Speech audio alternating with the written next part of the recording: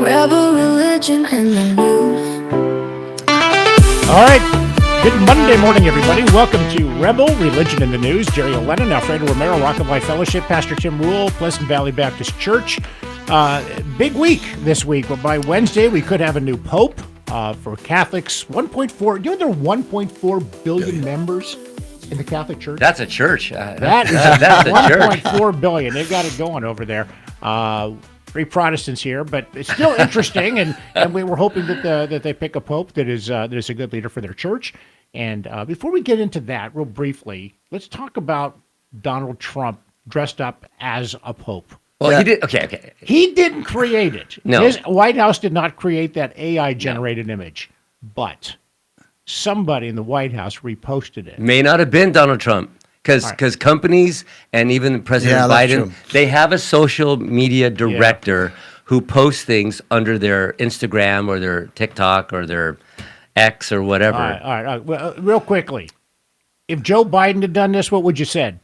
Oh, I would have said, "Oh, that's disrespectful." Yeah. And it is disrespectful. That's my opinion. I didn't like it. So, no, I didn't like it. Somebody crossed the line. Somebody crossed the line. And the worst thing about our media, you don't really know who to believe about anything. No. Right. And so, the left could say, well, we did this, and it's going to make it look him, and that's really bad for him. It could have been his arrogancy that he did himself. So I don't know who did it. It doesn't make a difference. But they crossed the line. You just don't do that. I think most people seem to agree with that. No matter where you are on the political spectrum, it's crossed the line. Yeah. So I'm going to interrupt the program because he just mentioned there's 1.4 billion Catholics, and he said, and 3 of us are Protestants, all right? So Protestant was given the name of those who protested the Catholic Church, right. All right? Mm-hmm. Well, there were some followers of Christ before that happened. So right. I would say I'm not a Protestant because I never protested the Catholic Church. I was walking with Jesus and those people before the Catholic Church ever came about. Clarification duly noted. There we go. Okay, there we go. I'm just a follower of Christ. My denomination is a follower of Christ. There you go. And but I would protest anyone that would try to deny that. So that's who we are. So good. Well, coming up, Mother's Day is coming up. I think we need to talk about Mother's Day. Moms are in a family. The mother is the glue that holds the family together. Oh yeah, there's no question. What's the message that young people need to hear? Because sometimes we don't realize how important our parents were until they're gone. I'll let you go first. I saw a clip of 2 girls talking on YouTube. It's just this little docuseries. And one girl was saying, they were talking, one looked kind of all-American, stereotypical little girl, and they were maybe 15. And the other girl looked like that kind of goth, stereotypical look with the dark hair and the dark Black clothes nails. and makeup, black nails, blah, blah, blah. And they were going to go out, and the next thing you know, the little girl saying, I don't get to go out the Friday night. My mom and dad says I can. It's too late for me, and I just can't believe they're doing this to me. And the other girl says, I wish I had a mom and dad that cared about me the way yours care about you. Very true. And it's the mom. It was the mom. No, honey, no. No, honey, no. And that's the thing. The moms are such glue to a family and the care over your children. Yep. Well, I always say I have a chip in this game, so I'm going to say it to everyone here. I think one of the reasons I have just the privilege that God gave me to go around to preach to so many young people is because of what happened in my own personal family. And I can do that very quickly. My dad was married 4 times. My mother's married 3 times. So there was 7 marriages, 6 divorces. My last stepfather was a jerk of a man, big jerk, and he murdered my mother, shot her 5 times. Nice. 431, May 16th, 1964, broad daylight, front seat of a car. And he turned around and shot his head off. And so next day, the papers read, homicide, suicide, 4 orphan children, of which I am the youngest. And so not having a mother. You see, that's a tragic thing. Understand that was. But God gave me that platform to say this, boy, if I had a mom, I would take good care of her. Yeah. So for all of you that have a mom and don't take care of her, boy, I would trade you places. There is nothing more prideful than taking care of your mother in her old age. It's good. Of everything I ever did in my life, There's one thing I did that I'm very proud of. When my dad took his own life, and I was left with my mother to take care of her, and it was one of the most prideful moments for the next 13 years before she came up with cancer and passed away. I took care of her. I doted on her, and I was always very proud to take her to play. I lived in Las Vegas, and I would take her to different sporting events and get her tickets, and she and her girlfriends would come down to Vegas from Southern California, and she had a wonderful life. And what my mother taught me was how to die, because my dad did it wrong. Yeah. And my mom did it right. Yep. And she showed great courage and great bravery to the very end. And that always stuck with me. And I said, when I die, I'm going to be an example for my kids the way my mother was. My father was a great man too, but he had problems we didn't know about. Yep. It's different. Yeah. But your mother always gives you something, which I feel bad, Pastor Tim Rule at the Pleasant Valley Baptist Church. You didn't get a chance to experience. Oh, but one day I'll that. see her. One day you'll see her. One day I'll see her. Now, I like what Jerry just said, and sometimes we have parents that may not do it right. And for all of you that are saying right now, I'll say two things. Number one, Mother's Day is coming this Sunday. It's so the one day out of the year, and as much as our mothers are just literally fried by our media, like it's horrible to be a mom, it's horrible to be a mother, you're second class, you don't know anything. I'll tell you what, let them go ahead and take 3 kids for 1 week and they'll change their mind. But let me just finish. But if you have the chance one day out of the year to take care of your mom, lavish over that. And for all of you that are saying, well, you don't know my mom, then here's what I say. Well, what a great time to show how special you are. To show honor to a good mom is pretty easy. To show honor to a rough mom, that could be the one thing that changes her life around. So I'm just asking everybody, don't miss Mother's Day. Don't miss Mother's Day. It was reported last week that the birth rate is down. Women are having fewer children. Yep. And they're down to like every woman, per woman, 1.6 children. 1.6. It used to be 2.1, 2.2, and that's very concerning. And that's very troubling because if I were a woman, I would absolutely want to be able to experience childbirth. That's the one thing that I think men really get a bad deal on. Wouldn't it be wonderful to be able to experience bringing a child into this world? And I think I like being a man. I don't want to know if I want to go through all but if I was a woman, Yeah, I know what you're- that's true. If I was a woman, there's no way in the world I'd ever want to miss that experience. And Yes. so sometimes when I hear people that I've known in the past or people now, and I don't judge them, don't mean to do that, but I feel like, so you didn't have any children. Yeah. Gosh, that makes me sad. I get sad when I hear that because I think, gosh, you get one life and the opportunity to experience childbirth. That's one thing I think as a man that I'm kind of envious of. I think of women to be able to have that experience. Well, my mom is in July is going to be 85. Wow. She looks 65. My dad passed away in 2018 at 78. So I'm really blessed to still have my mom. I'm 63 and I still have my mom, and she's Pretty good. healthy and she's vibrant. I just saw her in Texas a couple weeks ago, and I will tell you, there is a massive amount of women that I personally know that reached a certain age and they didn't have children. That's their biggest regret. Yep. Most of them. And then we have people that I know, couples that have tried for years to have children, and for whatever reason they can't. And it's heartbreaking to them. It's devastating not to be able to be a parent, have this son and or daughter. They've talked about adoption, of course, and I'm totally for that. But the experience of being like, I'm a dad, and I have 2 girls, so they call me a girl dad. And I love that. The best compliment I've ever had from anybody is when my girls were young, about 7, 8, 9, 10, and we had a friend over at the house, and she saw the way I was with my children and the love and the nurturing that I have for them. And she came up to me and she goes, you know what? I gotta tell you something.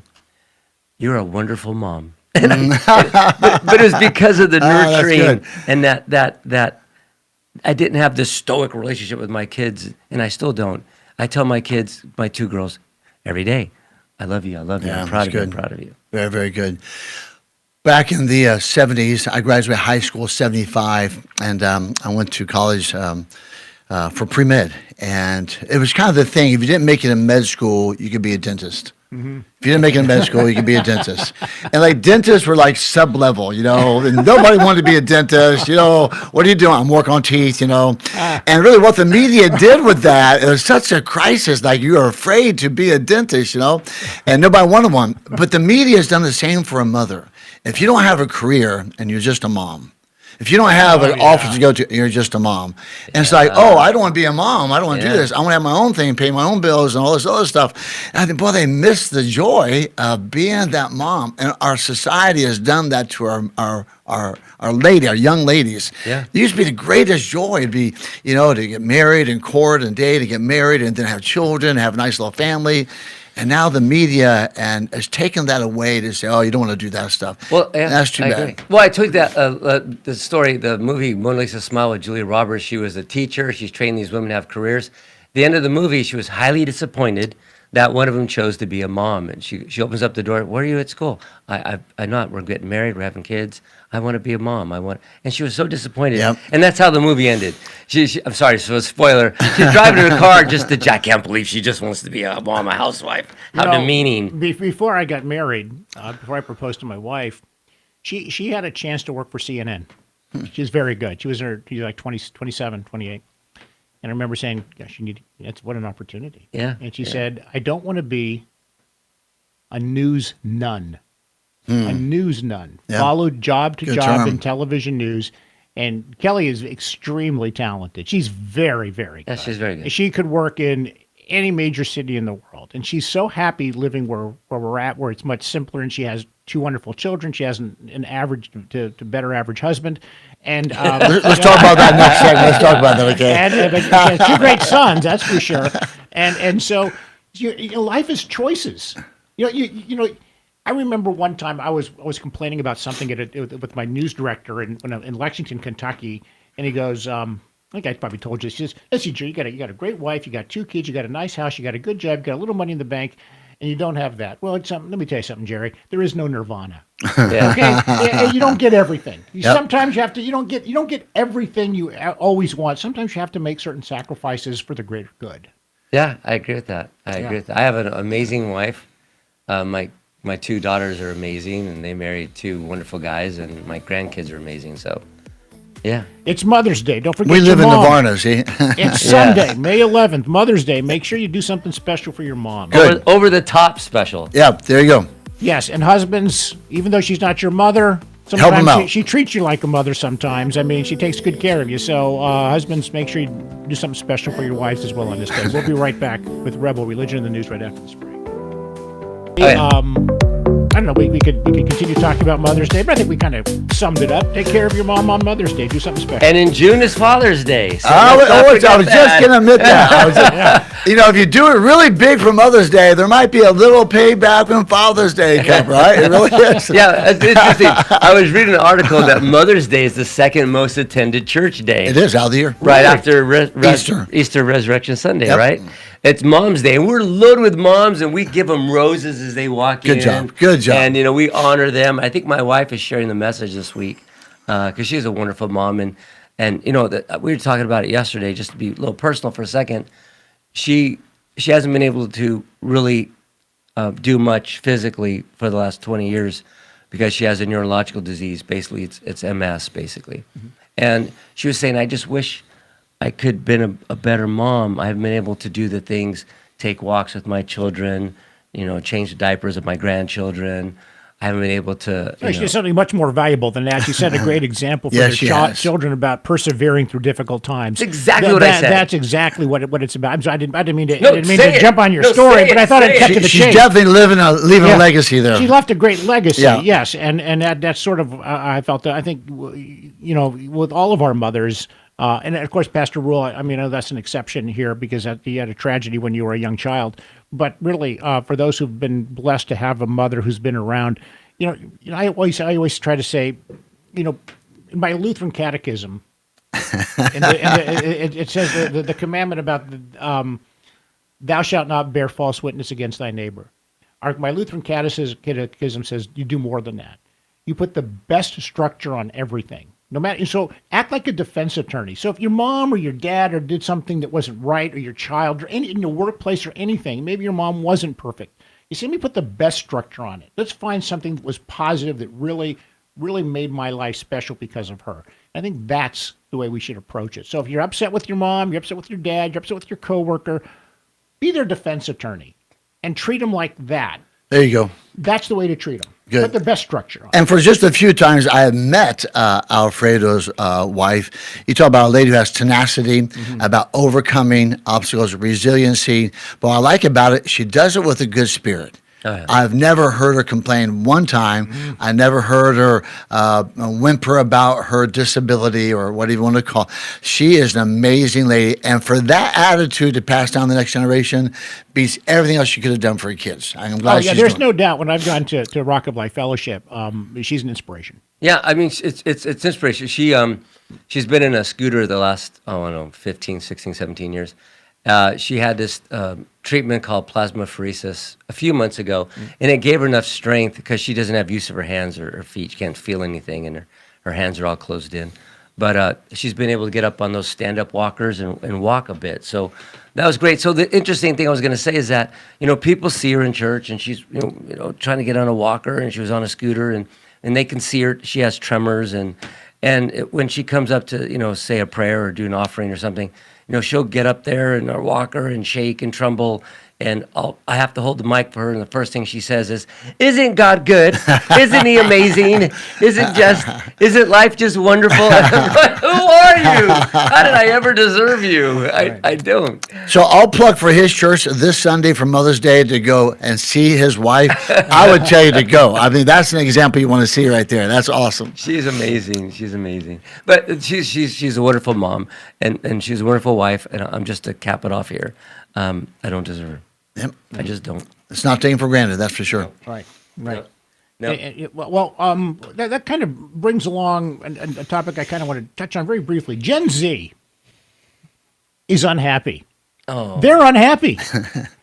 Angst is dismantling the long-established happiness curve because Gen Z is having, and this is kind of where the problem comes from, I think. We don't appreciate what we've got.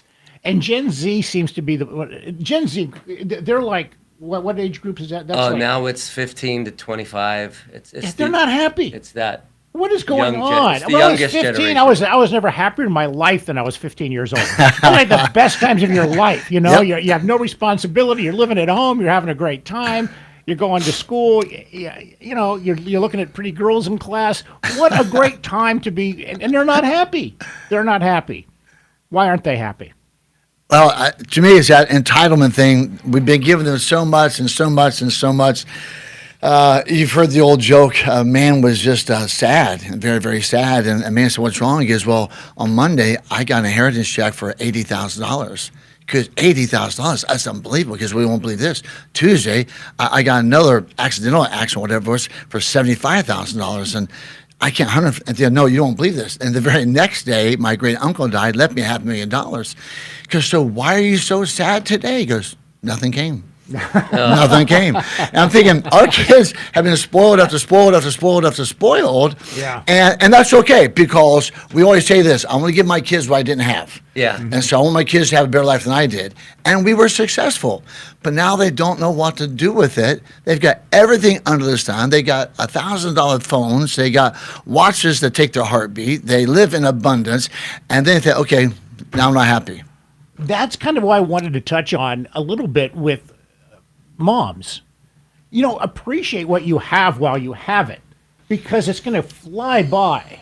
And you're going to go, gosh, I never told my mom or my dad how much they meant to me. Yep. Yeah. Don't blow it. Yeah. It took me a while to appreciate the things I have. It took me years. But the only thing I always appreciated that I always had good parents. I always had a great mom and a great dad, and I always remembered that. And that's one of the few regrets that I have in my life.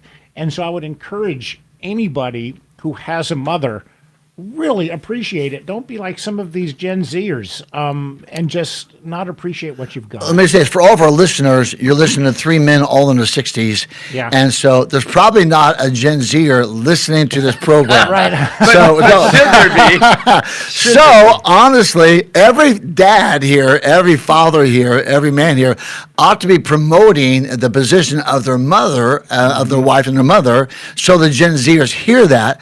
And likewise, in the month to come, as you think about a dad, there's just nobody like a dad. I mean, bigger than life. We need to build those positions up instead of tear them down. And so why? Because I want the next generation to know, hey, mom's important.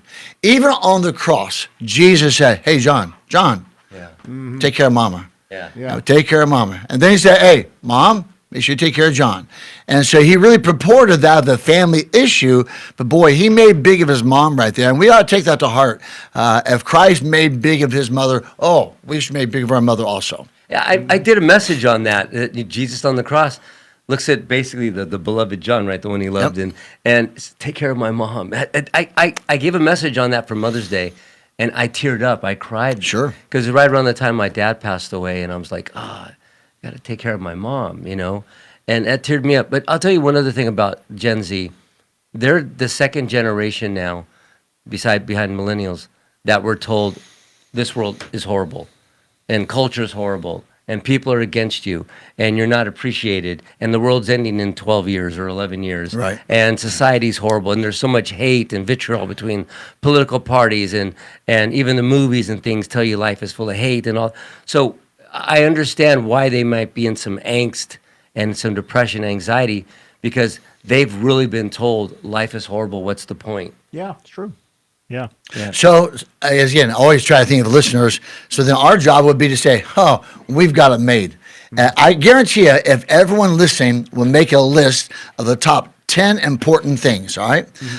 Health, loved ones, family, a home, a roof over your head, food, friends, America, we live in a great country. If you list the top 10, I guarantee you, probably everyone has 9 out of 10. It's like my boss told me back in Lexington, Kentucky, Jerry, there is no nirvana. Yeah. You don't get everything you want in life or everything you think you want. And there's a lot of people out there that have 10 out of 10 too. I guarantee you, they have 10 No, out they of don't. 10. No one has 10 out of 10. You get 10 out of 10 when you're in heaven. That's when you get 10 out of 10. That's what I'm convinced. That's where nirvana is. I've got a lot of 9.5s. Well, the scripture says it's one of the 10 commandments, obviously, is honor the mother and father.